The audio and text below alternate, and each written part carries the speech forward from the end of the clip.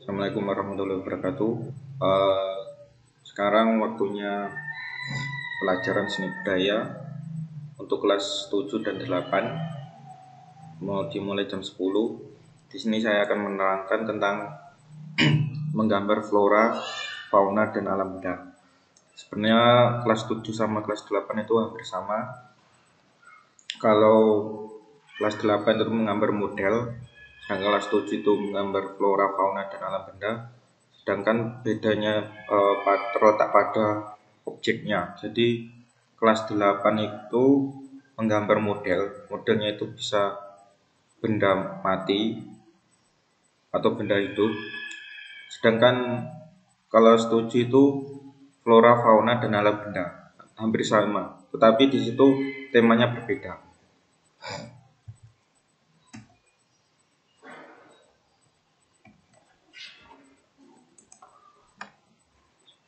Nah, di sini tujuan pembelajarannya,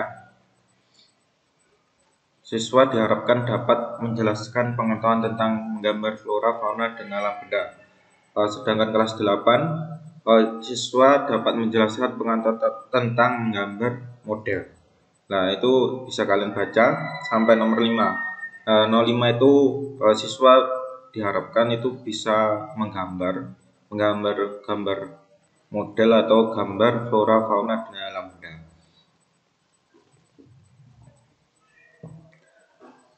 Ada pertanyaan, saya tidak bisa menggambar Pak, tetapi di situ saya menilai dari prosesnya, tahapannya, atau pengumpulannya. Salah atau benar itu tidak masalah, kita belajar bersama-sama saja dulu. Nah, ini peta konsepnya yang diawali menggambar, kemudian dipecah menjadi dua, antara materi dan praktek. Antara teori tentang pengertian penggambar, kemudian adanya unsur, kemudian adanya prinsip-prinsip penggambar. Kalau di praktek menggambar itu adanya alat dan bahan untuk membuatnya pastinya, kemudian untuk langkah-langkahnya. Langkah-langkahnya ini kalian di dalamnya harus ada teknik yang diambil, ada banyak macamnya ya. Nah, ini pengertiannya menggambar. Pengertian menggambar itu merupakan kegiatan meniru objek. Jadi objek itu sebuah yang ditiru. Contohnya kita meniru pemandangan di sawah ada gunung, itu namanya objek. Jadi objek itu berupa benda, bentuk yang kita lihat, kemudian dipindahkan ke media itu tempat menggambar, misalnya kertas atau kanvas,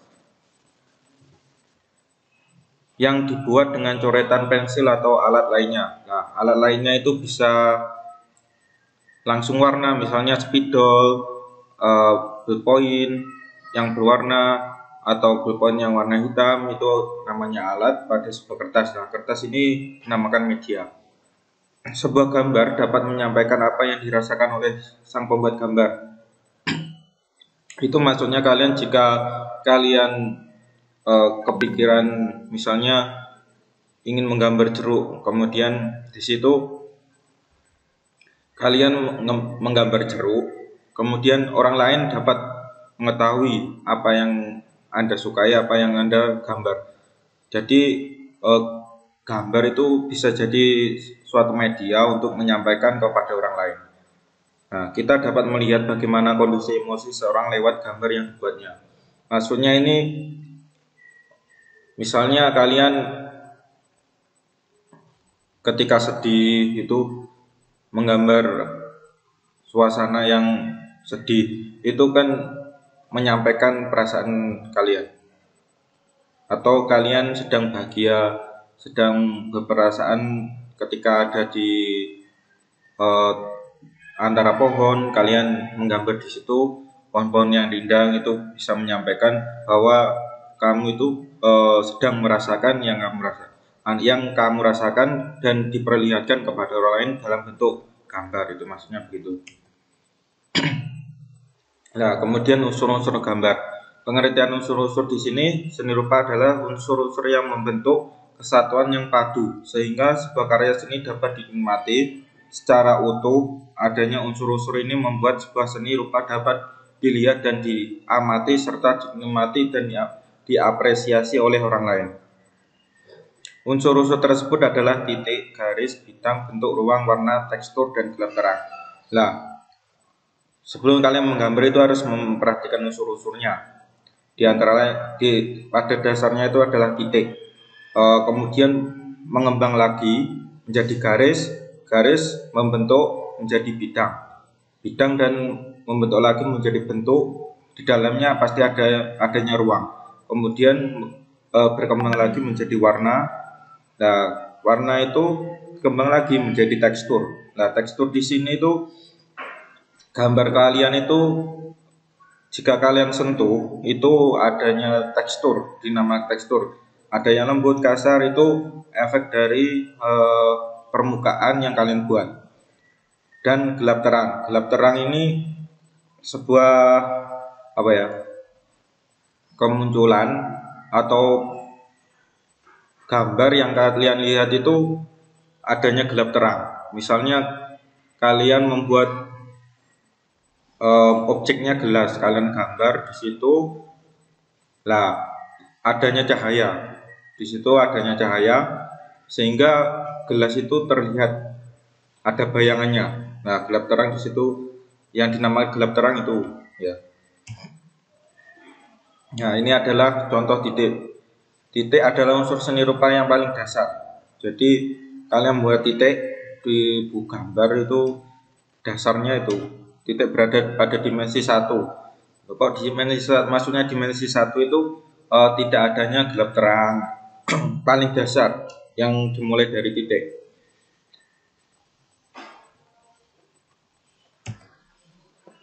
Kemudian yang kedua adalah garis. Nah, ini garis, adanya garis lurus, titik-titik atau zigzag atau garis double itu akan membentuk suatu objek yang nanti kalian buat.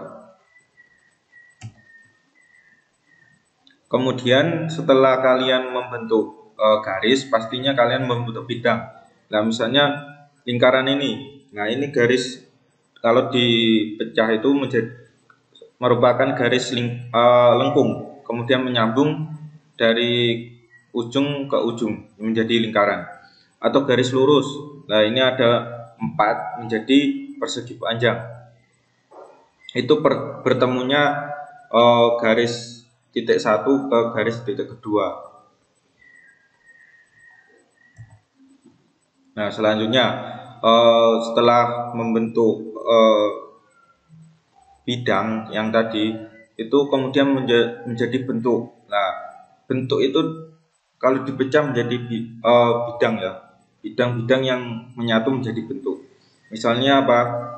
Limas ini kan kalau dipecah itu menjadi bidangnya segitiga yang menjadi satu, kemudian membentuklah limas atau lingkaran. Lingkaran ini terlihat gelap terangnya. Yang dimaksud gelap terang itu kan ini ya nah ini bagian gelap, ini bagian terang karena cahayanya dari atas sehingga terlihat seperti bola.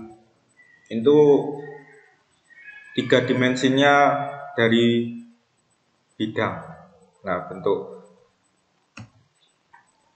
Kemudian adanya ruang. Nah, di dalam bentuk itu pasti adanya ruang. Misalnya kalian ada di kamar. Di kamar itu kan bidang bentuknya persegi misalnya. Nah, di dalamnya itu kan ada kalian, ada ruang yang bisa kalian tempati. Kalau di gambar itu kan tidak bisa ditempati, tapi kalau dilihat itu kita berpikir bahwa itu adanya ruang yang di dalam bentuk itu. Kemudian setelah itu berkembang lagi menjadi warna, unsurnya ya unsur ke-6. Warna primer itu warna yang paling dasar atau yang paling pokok dan belum dicampur oleh warna lain, dinamakan warna primer. Nah, contohnya apa saja? Ada 3, yaitu antara lain adalah warna merah, kuning, dan biru. Kemudian berkembang lagi, karena sudah tercampur, tahap kedua itu warnanya sekunder. Ini warna sekunder ini sudah merupakan campuran.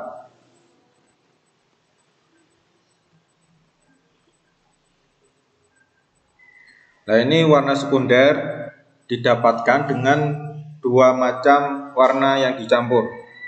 Misalnya contohnya adalah oranye, ungu, dan hijau, dan lain-lain. Warna tersier yaitu warna yang dihasilkan melalui campuran warna sekunder. Nah, dari warna paling dasar, kemudian yang kedua sudah campuran 2 warna. Yang ketiga ini antara warna sekunder dan warna sekunder, dari antara campuran warna sekunder dan warna sekunder terbentuknya warna tersier. Warna analogus yaitu deretan warna yang letaknya berdampingan dalam lingkaran warna, misalnya kuning ke hijau-hijauan atau oranye ke merah-merahan. Sedangkan warna komplementer yaitu warna kontras yang letaknya keseberangan dalam lingkaran warna, misalnya kuning dengan ungu, merah dengan hijau, dan lain-lain. Itu paling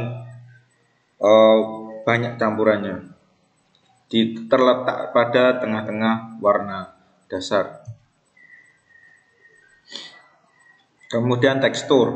Nah, tekstur itu terbentuk atau keberadaannya ada ketika kalian sudah menyelesaikan atau membuat gambar. Di situ adanya tekstur muncul. Misalnya kalian itu membuat gambar dengan alat pensil yang paling tipis, kemudian kalian mengasirnya tipis, itu pasti teksturnya halus, masih lembut, karena permukaannya belum terasa kasar atau belum ada tekanan atau masih tipis. Sedangkan jika kalian menggunakan pensil yang agak tebal, kemudian kalian mengasirnya kuat atau menekannya kuat, itu pasti munculnya tekstur kasar, karena permukaan itu sudah kalian asir dengan kuat, sehingga permukaannya kasar teksturnya. Itu dinamakan tekstur. Nah, kemudian yang ke-8 gelap terang. Sehingga kalau gelap terang ini ada ketika kalian sudah melalui tahap hampir finishing, ya, hampir selesai. Jadi hampir selesai. Pertama itu kan dari bentuk titik, garis, kemudian bidang. Nah, bidang itu kan misalnya contohnya itu masih sketsa, situ namanya bidang. Masih bentuk yang belum adanya gelap terang. Nah, di situ adanya gelap terang ketika itu kalian misalnya mengira-ngira cahayanya itu dari mana. Misalnya pada gambar ini cahayanya dari kiri atas. Nah, itu cahayanya masuk dari atas kemudian mengenai benda. Nah, di sini cahayanya itu mengenai benda, seakan-akan ada bayangan muncul yang bayangan di belakang ini. Kemudian kalian mengasirnya. Nah, munculnya terlihat gambar itu terlihat nyata. Nah, itu dinamakan gelap terang. Di dalam menggambar model atau menggambar flora fauna ini termasuk unsur yang dasar. Nah, setelah itu kalian mempelajari prinsip-prinsip menggambar. Pada dasarnya prinsip-prinsip itu kalau setingkat SMP atau MTS itu hanya 3, yaitu antara lain kesatuan. Nah, di sini kesatuan, keseimbangan, dan komposisi. Tapi di sini saya perkenalkan prinsip-prinsipnya yang ada 9.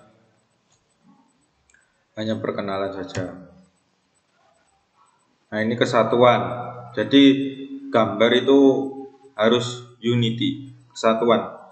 Harus sebelum kalian menggambar itu harus memperhatikan prinsip-prinsipnya, karena kalau tidak itu akan salah. Misalnya kalian menggambar objek gelas itu harus posisinya itu kesatuan.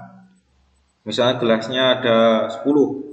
Nah, itu kalian harus menggambar itu gelasnya jangan ada di pojok semua, itu tidak kesatuan. Misalnya yang dinamakan kesatuan itu tidak harus di tengah, misalnya bisa di antara kursor ini yang saya gerakkan ini, itu gelasnya misalnya ada di sini dan di sini. Tidak harus mengumpul satu, itu dinamakan tidak kesatuan.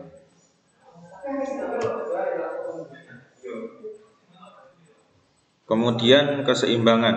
Nah, keseimbangan balance. Balance itu gambar harus seimbang. Jadi tidak misalnya ini gambar yang paling simpel dinamakan simetris. Ini dijumpai misalnya pada gambar batik itu pasti kebanyakan bentuknya simetris. Atau gambar ragam hias, motifnya itu simetris. Sama antara misalnya ini sudut ini dan sudut kiri atas dan keempat-empatnya ini sama. Sudut kiri atas, kanan atas atau kanan bawah dan kiri bawah itu sama. Kemudian komposisi asimetris itu kembalikan simetris. Jadi ini kalau komposisi ini, keseimbangan ini itu berlawanan dengan simetris. Kalau kemudian komposisi sentral itu berbeda. Kalau sentral itu dominan atau berupa objek yang kalian buat itu berpusat pada satu titik, yaitu di tengah-tengah, bergerombol di tengah-tengah. Kalau komposisi segitiga itu membentuk segitiga objeknya. Kemudian irama. Kalau irama ini merupakan pengulangan satu atau lebih unsur secara teratur. Jadi ini polanya diulang-ulang kalau irama. Ini tingkat yang paling tinggi mungkin di kelas SMA atau perkuliahan. Ini mempelajari tentang irama. Kalau SMP masih perkenalan. Komposisi yang saya jelaskan tadi, yang ada di keseimbangan tadi.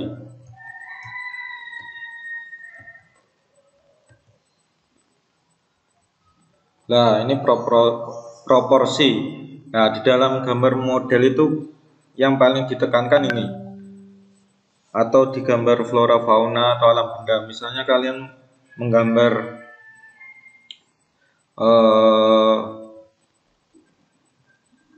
pemandangan di sawah, itu proporsinya antara orang yang menyakul sawah dan pegunungan itu pastinya berbeda. Perbedaannya itu kalau proporsi orang itu pasti kecil, kalau sedangkan gunung itu besar lah. Dinamakan proporsi itu ukuran antara objek satu dengan objek yang kedua. Sehingga di situ itu gambar yang kalian buat itu tuh seperti nyata. Misalnya kalian membuat gelas di meja, kemudian di belakangnya itu ada mangkok. Nah, pasti yang gelas yang ada di depan itu ukurannya, tingginya, besarnya itu lebih besar daripada mangkok yang di belakang. Itu dinamakan proporsi, harus ada bedanya. Jangan sampai di situ kalian membuat gelas yang di belakang, yang di depan tadi itu sama ukurannya pada mangkok yang ada di belakang. Itu nanti kalian orang yang melihat itu pasti bingung. Ini kok tempatnya di belakang kok ukurannya sama, itu nanti perbandingannya tidak ada. proporsinya pastinya salah situ ya. Kemudian pusat perhatian. Nah, pusat perhatian ini belum waktunya kalian mempelajari ini. Tapi saya memperkenalkan. Ini merupakan penampilan bagian tertentu dari karya seni rupa sehingga terlihat menonjol. Nah, pusat perhatian. Kalau kalian melihat gambar yang ada di dalamnya ini, pasti kalian melihat pada satu titik tengah. Nah, ini dinamakan pusat perhatian. Kemudian keselarasan, harmoni. Keselarasan adalah prinsip guna menyatukan unsur yang ada di dalam seni rupa dari berbagai bentuk berbeda.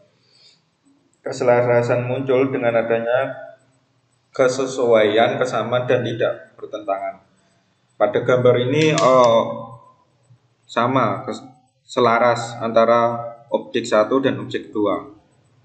Ini juga materi yang sebenarnya di tingkat SMP tidak wajib. Yang wajib yang saya sebutkan tadi ada 3, antara lain apa? Komposisi ini, proporsi juga,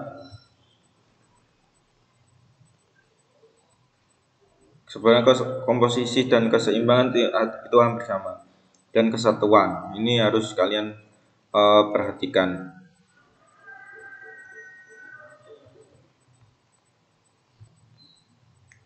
Gradasi ini dalam teknik pewarnaan sebenarnya. Gradasi warna ini antara warna satu dan warna lainnya itu hampir sama, sehingga di tengah-tengahnya ini berbentuk gradasi. Nah, penekanan. Kontras mengatur perbedaan dari dua unsur yang berlawanan. Perbedaan mencolok terletak di warna, bentuk, dan ukuran sehingga karya seni tidak terkesan selalu lama. Misalnya pada gambar tersebut kontras, termasuk materi yang tidak wajib pada kelas SMP.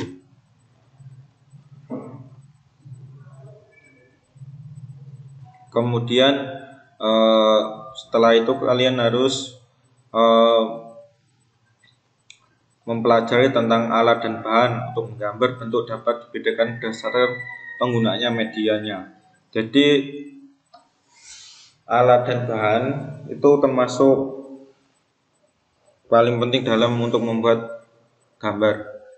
Adanya alat dan bahan itu dibedakan menjadi 2, yaitu media kering dan media basah. Contohnya media kering itu apa? Misalnya pensil, peralatan pensil yang digunakan pada bidang gambar dengan media warna dalam keadaan kering, pensil warna atau krayon yang keras itu, atau kalau spidol itu termasuk yang basah. Kalau kering itu ada ballpoint yang basah. Yang basah itu biasanya air tintanya itu terlalu banyak, atau berbeda dengan ballpoint yang kering. Yang kering itu tinta airnya kandungannya itu sedikit. Bedanya di situ. Kalau yang basah itu dominan tebal, kalau yang kering dominan kecil. Media basah peralatan ini digunakan pada bidang dalam dengan media warna dalam keadaan basah. Jadi misalnya cat air, spidol itu termasuk media basah, atau cat poster, cat minyak digunakan saat basah.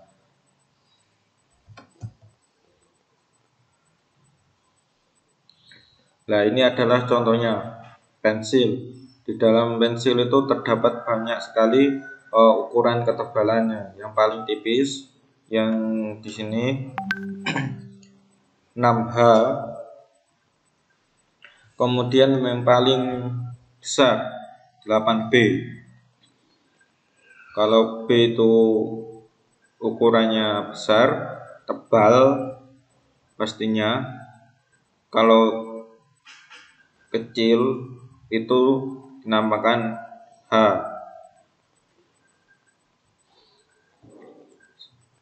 biasanya kalian kalau ingin sketsa atau mengawali menggambar, membuat objek yang tipis atau masih dasar yang belum warnai, yang dibuat untuk memulai, itu kalian menggunakan ukuran yang paling tipis.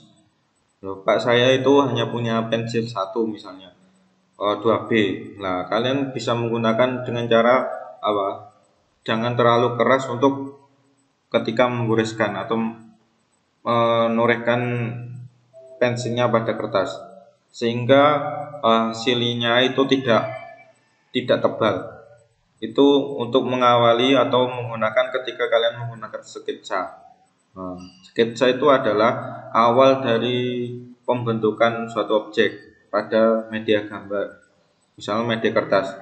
Misalnya kalian membentuk ingin menggambar meja, itu harus tipis dulu dasar-dasarnya, misalnya bidangnya tadi, kemudian membentuk kotak itu harus sangat tipis. Awal mula ya tipis, jangan tebal dulu. Nah ini kan kalau salah, misalnya dasarnya bentuknya salah, nanti kan kalian bisa menghapus sehingga media kertas yang kalian buat nanti itu tidak rusak. Nah, penebalannya atau pengasirannya itu kalian boleh menggunakan pensil yang ukuran tebal. Itu bisa digunakan ketika kalian membuat bayangan atau gelap terang. Kalau terangnya itu pakai pensil tipis, gelapnya itu pakai pensil tebal. Kalau pensil tebal itu pensilnya itu empuk ya, lunak, sehingga mudah diasir pada kertas. Kalau pensil yang tipis itu keras pensilnya. Nah, ini adalah krayon. Krayon ini semacam pensil tapi ada warnanya, berbagai macam warna di dalamnya. Ini termasuk media yang kering. Nah, contohnya hasil gambarnya di sini. Kalau kalian membuatnya bisa menggunakan krayon. Spidol ini termasuk alat yang media basah, alat basah termasuk itu, karena kandungan yang di dalamnya itu ketika dibuat itu banyak.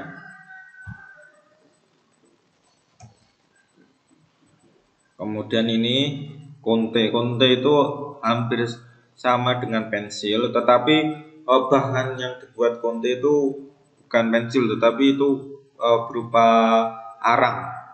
Arang itu jika kalian tidak tahu arang itu,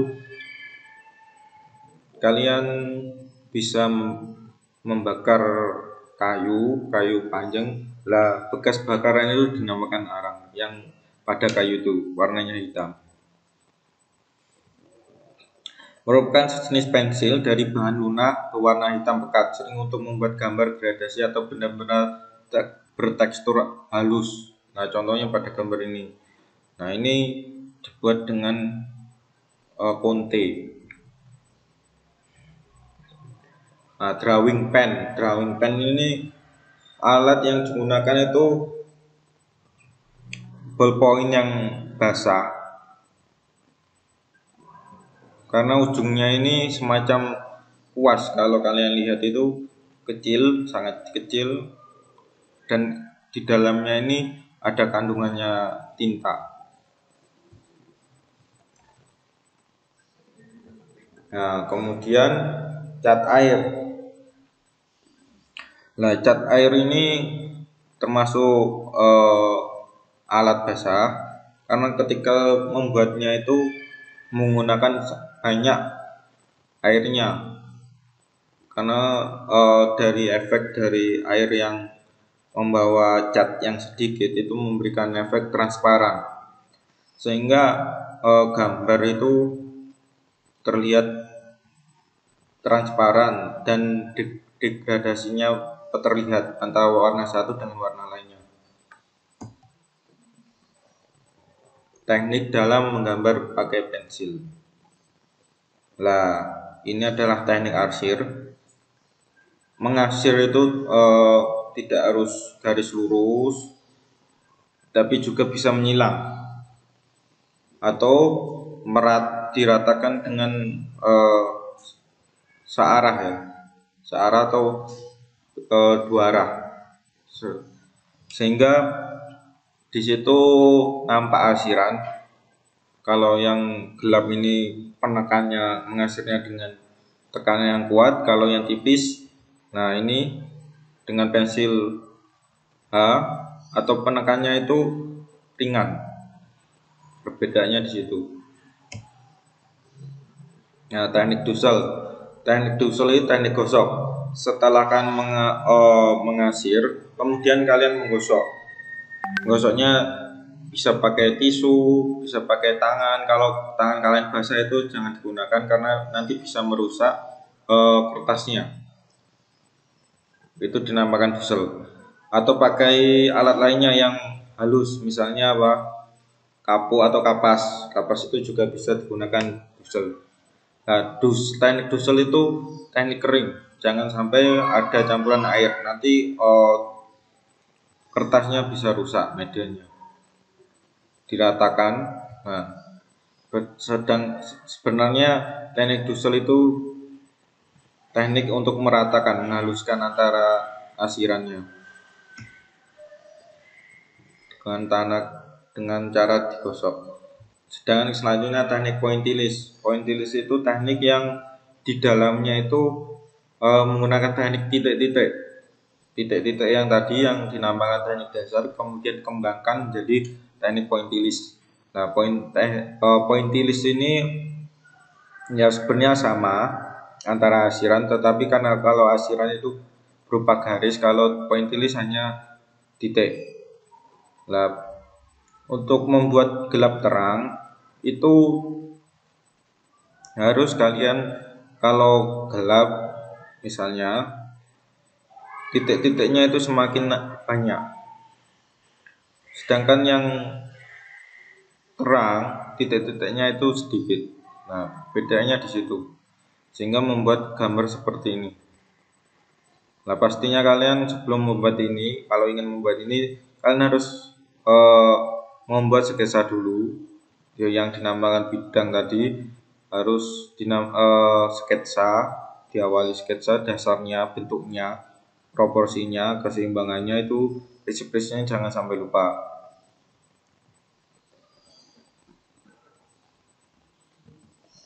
Nah, setelah kalian mengetahui antara yang tadi, antara prinsip, unsur, dan alat dan bahan, kalian harus mengetahui juga langkah-langkahnya sebelum kalian praktek nanti. Mungkin minggu depan tugasnya menyusul. Minggu depan kalau hari kedua ini kalian harus memperhatikan teorinya dulu, yaitu langkah-langkahnya. Yang pertama itu membuat rancangan atau desain ide. Nah, desain ide ini tema yang kalian tentukan. Misalnya kalian ingin membuat flora. Nah, modelnya itu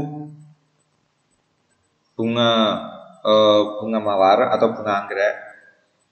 Itu keinginan kalian yang kalian pikirkan. Kemudian di situ adanya pot bunga, adanya bunga yang sudah mekar, itu dinamakan ide. Kemudian setelah idenya ketemu di pikiran kalian, itu kalian harus menyiapkan alat dan bahan. Nah, nanti itu rancangannya bagaimana. Misalnya saya ingin menggambar bunga anggrek, kemudian di situ adanya alat dan bahan pastinya ya. Alat dan bahan itu digunakan ketika menggambar.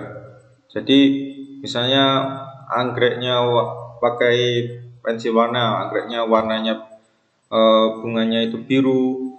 Nah, kalian harus menyiapkan alat dan bahannya itu. Kemudian setelah disiapkan, barulah kalian membuat sketsa pada media kertas. Itu awal mulanya. Nah, sketsa itu menentukan bentuk dasar dari objek yang kalian buat. Yang keempat, membuat gambar sesuai rancangan.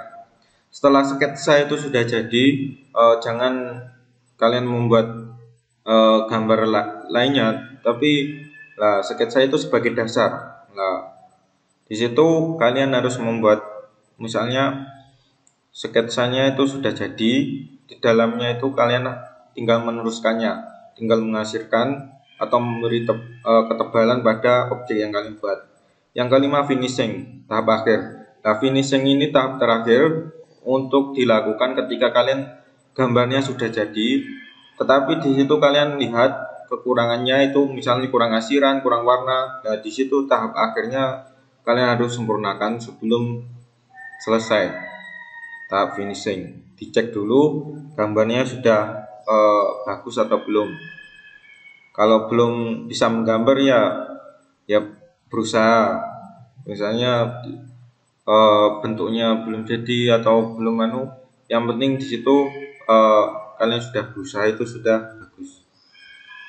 Nah, ini tugasnya.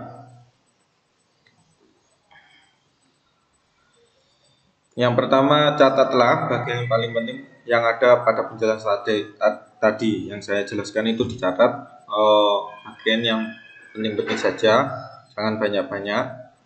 Yang penting, yang sekiranya kalian mudah untuk mengingatnya, misalnya tentang unsur-unsur, tentang isip, itu sebenarnya kalian catat hanya 3, itu tidak apa-apa. Yang kemudian yang ketiga itu, setelah kalian menulis, kalian kirim. Yang kedua, kalian foto, dikirim ke form, nanti saya kirimkan linknya. Yang ketiga itu pengumpulan tugas akhir pada hari Kamis jam 10 pagi besok.